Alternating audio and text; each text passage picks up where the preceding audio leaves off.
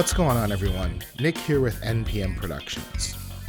I recently got off a small Midwest tour a few weeks ago, and I'm always carrying around a lot of stuff on these tours. I generally have 2 check bags and my backpack. And even when I go to the venue, I'm carrying around a lot of stuff. And I thought it might be helpful to talk to you guys about some of the things that I keep on me at all times. A lot of these shows are already organized in the pre-production stages, so before I even leave my house to the airport, I've already discussed with the venues exactly what my needs are going to be, what the artist needs are going to be, anything we need in the dressing rooms, and everything that we need on stage.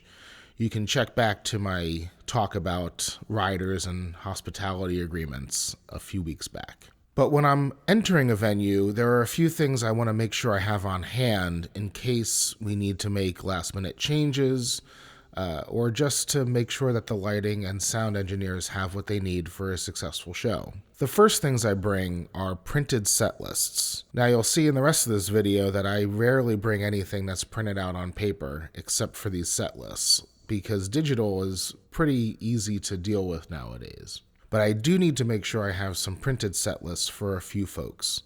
The first one of these people is the sound engineer. Now, why would the sound engineer need a set list? Well, for a variety of reasons.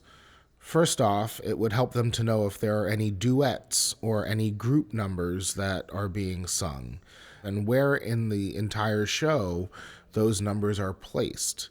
So if they know after a certain song that they'll be ready for a group number, that's when all of those mics that are on my actual stage plot and my tech rider, that's when those will be used.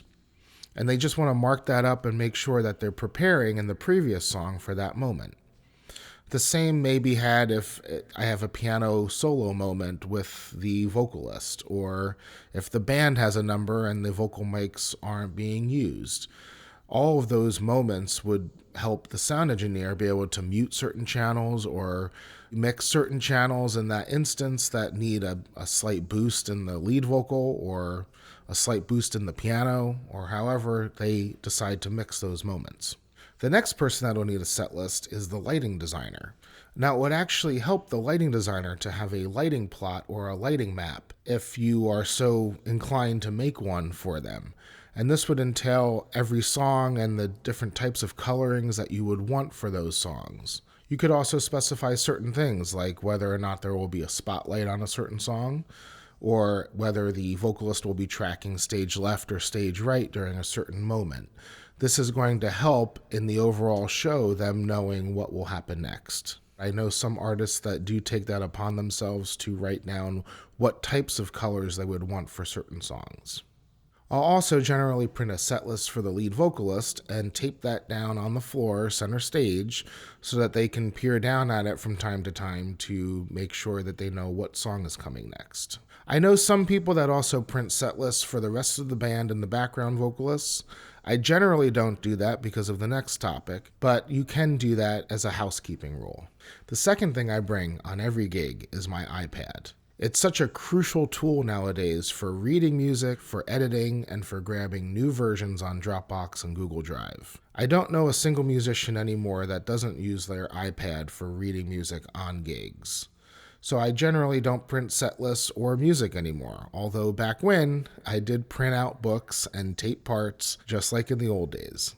But nowadays, as long as my Google Drive and Dropbox are up to date, it's very easy to send people the link and for them to have everything in order and ready to go by the time we hit sound check. This also saves time on set lists because if you are using a program like Fourscore, you can read the entire showdown like a book, and you can see which songs are next and which songs you're tassing on.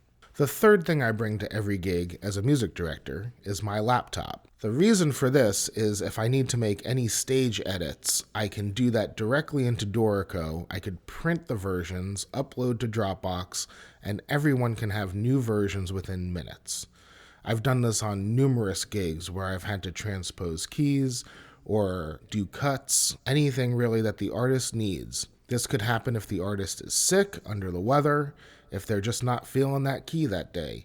I can do all of these edits on the spot and upload, and this is another reason why the iPad is so crucial.